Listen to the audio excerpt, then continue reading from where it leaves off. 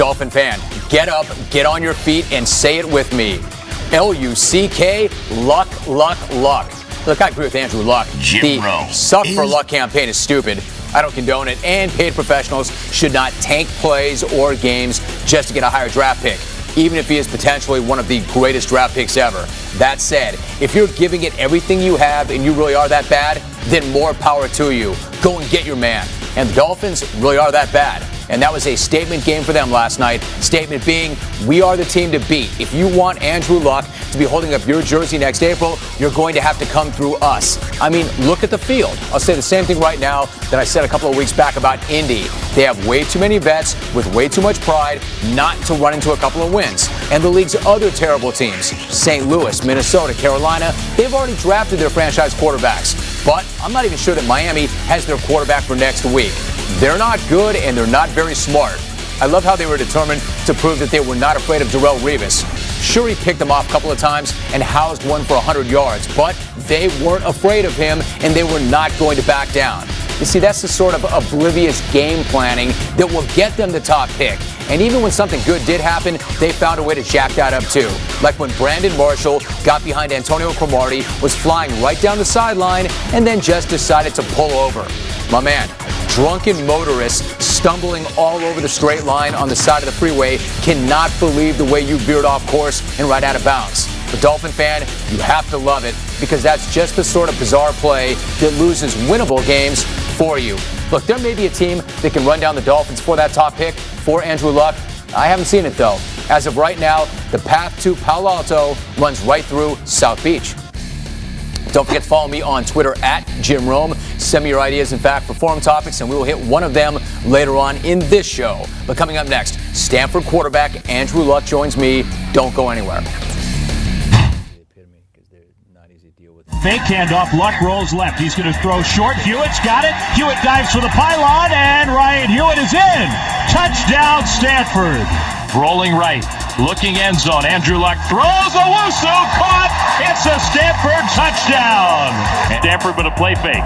Taylor now open over the middle. Toilolo with the catch at the 10. He's into the end zone. Touchdown. Welcome back to Jim Rome is Burning, presented by Bass Pro Shops. Welcome back. My guest is a quarterback for the unbeaten Stanford Cardinal. He was the 2010 Heisman Trophy runner-up. I'm joined by Andrew Luck. Andrew, nice to have you on. How are you?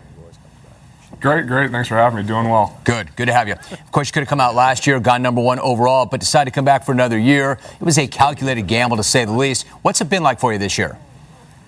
It's been good. I enjoy playing football. I enjoy being around my teammates. I enjoy finishing up school, so no regrets. So no regrets whatsoever, but have you ever had a moment or two where you second-guessed the decision, at least privately? No. I've tried not to. I feel like, I'd get myself in trouble. I'd be, doing a disservice to my teammates, to this football team, to this university if I let myself, wallow or wire in thinking about the decision. It sounds like when you made the decision, it wasn't stressful. You came to it, you kept moving. And I know you hashed this out last year, but let me ask you this. Most people watching would say, I've got a lottery ticket in my hand. Man, I'm going to cash that thing. I have to cash it right now. I don't want to lose it. I want somebody to snatch it out of my hand. But that's not what you did. How come? I wanted to come back and finish up school. I felt like that was important. But also I think almost as equally as important were the guys in my recruiting class. I felt like we started something special there in the locker room, and turning this program around, and I sort of wanted to finish it out with them and see where we could go this year. If anybody else could put themselves aside from the pack, it would be you, but that's not your deal. It's always about the team. It's always about the goals within. And it seems to me this started at a pretty early age. When did you start seeing it this way and start viewing it that way? I don't know if there was, one moment. I think it has a lot to do with how my parents raised me. I always, enjoyed team sports more than the individual sports. I guess, football over track, and really enjoyed baseball and soccer. But I don't know if there was one defining moment, but I think a lot has to do with how my parents raised me. So talk about that for a minute. You grew up overseas to a certain extent. Your father worked for NFL Europe. What was that like? I'm really glad. It was awesome. I remember, going to Frankfurt Galaxy home games and traveling to Barcelona and Scotland and and seeing Kurt Warner play in Amsterdam. So, I think it had a big impression on me as a kid growing up. And not only that, but when you went to make that decision, you had a conversation with Peyton Manning. What sorts of things did he tell you?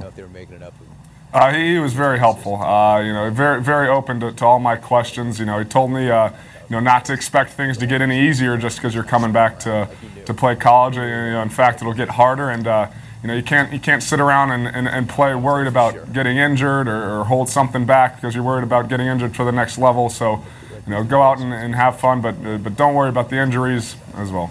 All right, so your former coach shook things up over the weekend. Did you see the handshake between Jim Harbaugh and Jim Schwartz, and what were your thoughts on it? I did see the handshake. Wasn't surprised. He's a very fiery guy. I think that's why he was fun to play for. But wasn't surprised. But I got a little kick out of it as well. Yeah, it was pretty funny. I think we all got a kick out of it. On any level, do you think that he disrespected Jim Schwartz? I don't know. I don't think his aim was to disrespect anybody, but in what happened. So, I don't think you think so. Some may view it as that, but I don't.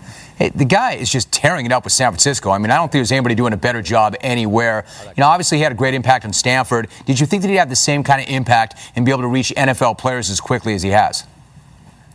Yeah, I think he was a great coach. He did great things for us. We knew he was going to have success wherever he went. At least the guys on the team felt that way. As far as it being so quickly, yeah, I think it's a little surprising, but he's a great coach. He knows how to coach the game. He's been around the game for his whole life, so very happy for him. Did you happen to check out that Monday night game last night? I did. All right, and what are your thoughts on the Dolphins? They were certainly having a tough time of it. Does that look like a place where you might see yourself playing? Yeah, I guess they were having a tough time of it, but I don't think about that right now. Like I said, I think if I start thinking about the next level, it'd be a disservice to my teammates, to the coaching staff, to this university, so I try to stay away from that. Yeah, fair enough, but you did make a point recently where you said the, quote, suck for luck campaign is stupid. Kind of elaborate on that. Why do you think that? Where were you going with that? I think a true fan will stand by their team in tough times, and I don't think anybody wants to lose on purpose. And again, I don't think I relish that attention. Hey, listen, what are your thoughts about a national championship? I mean, you don't want to get too far ahead of yourself, but I mean, you came back with a lot of different goals. Is that something that's a topic that you're open about in the locker room, or is it taboo and do you not bring it up? Yeah, it's a little taboo just because of the reason we had a big team meeting at the start of the year, and the team goal was more of the Pac-12 championship, and getting to that point, I think we can control everything, to get to that point. But after that, it's a little bit out of a team's control. So our goal as a team, personal goal, is for a Pac-12 championship, not necessarily a national championship. Right, some of the best plays you've made this year have been out of the pocket. One of the best plays you made was with a football not in your hand. Well, ultimately, it ended up there. Talk about the one-handed grab on the sideline, staying in bounds, and the way you hauled that in.